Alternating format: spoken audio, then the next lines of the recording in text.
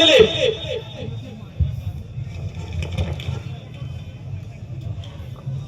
Hello जय आदिवासी जय आदिवासी जय जोहर का नारा है भारत देश जय जोहर का नारा है। आज 9 ऑगस्ट विश्व आदिवासी दिवस निमित्ते आप सौ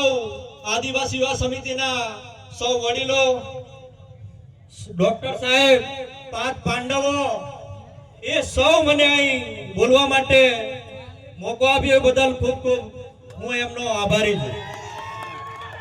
हूँ वधारे वात नहीं करवी परंतु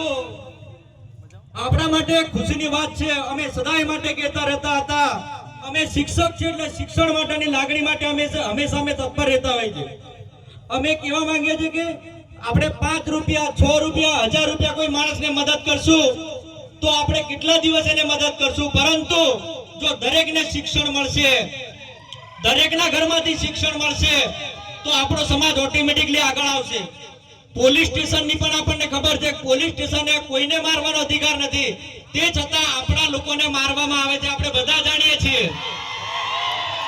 મારવામાં આવે છે આપણે બધા જાણીએ છીએ કેમ તો કે આપણને શિક્ષણ અને નોલેજનું આપણે નથી એટલા માટે જે દિવસે આપણને શિક્ષણ અને નોલેજ પૂરેપૂરું આવી જશે તે દિવસે આપણને કોઈ પણ હાથ પણ લગાવી નહીં શકશે। આપણે જોવા જઈએ તો આદિવાસી યુવા સમિતિ પહેલા રોયલ રાઠવા નામનો ગ્રુપ ચલાવતી હતી અને ત્યાંથી સુકેશભાઈ દ્વારા આદિવાસી દિવસ ઉજવવામાં આવ્યો। ત્યાર પછી આપણે વિજયભાઈને બધા આયા અને સૌ વડીલો અને સૌના વિજયભાઈ મેનેજમેન્ટ કર્યું મહેન્દ્રભાઈ દ્વારા મહેન્દ્રભાઈ છે એ લોકોએ થોડું મગજ શાંત રાખ્યું અને અમારે 1 વર્ષ તો એવું પણ થયું કે આળો પુષ્પા જેવું થઈ ગયું। બધા આપણે આ સમૂહમાં બેઠા છે તે વળી અલગ અલગ કર્યું એટલે એવો પ્રશ્ન આવ્યો કે એક બાજુ કહે કે પ્રોગ્રામ ના થવો જોઈએ અને એક બાજુ કે થવો જોઈએ એટલે હાલો અમારે તે પુષ્પા વાળો થી જો ઝુકેગા નહીં સાલા એમ પછી હાલો વિચલો કે હા હું કરવા ડોક્ટર સાહેબ ને બધા બાજ્યા અમારે બધા સોખલું મેલું બધું કરવા વાળા બળવા હતા અને મામલતદાર કચેરી રાતે 11 વાગે જ્યાં એટલે હાલો લાવડદરાનો બળવો હતો અને હાલો ધૂણ્યો અને પૂડી નાખી હાલો રાતે 11 વાગે મામલતદાર કે જો બેટા કરો અરે મેં કીધું વાહ અને એ હતી મિત્રો કલમની તાકાત એટલા માટે આપણે શિક્ષણ મેળવવાની જરૂર હતી। આ તબક્કે આપ સૌ પધાર્યા છો મારે એ કેવું છે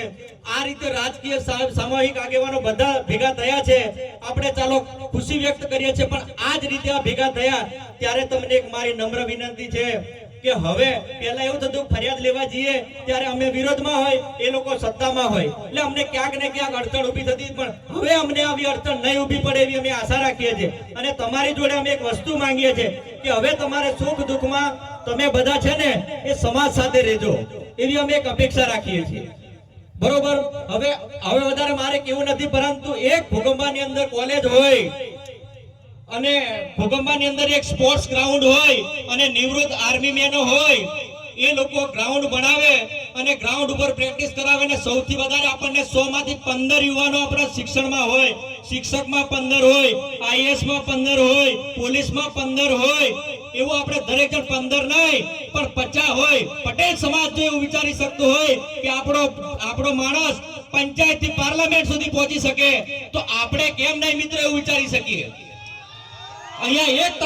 એક તકલીફ થાય છે કોઈ સમાજનો સારો માણસ હોય અને ઊભો થવાનો પ્રયત્ન કરતો હોય ત્યારે એને પાડી દેવામાં આવે છે અને આપ બધા જાણતા હશો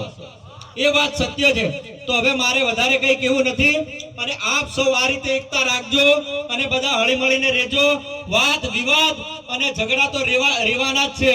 પણ આપણે સૌ શાંતિ હળીમળી આપણો સમાજ એક થાય અને સૌ હળીમળીને ચાલો અને બધા સાહેબ હોય વિજયભાઈ હોય પાંચ પાંડવો હોય કર્ણ હોય અભિમન્યુ હોય અને સૌ આ આગેવાનો બેઠા બધા હળીમળી રહેજો અને શાંતિથી સમાજનું કામ કરજો। એ જ નિમિત્તે ચાલો એકવાર ફરી આપણે બોલાવી દઈએ આદિવાસી એટલે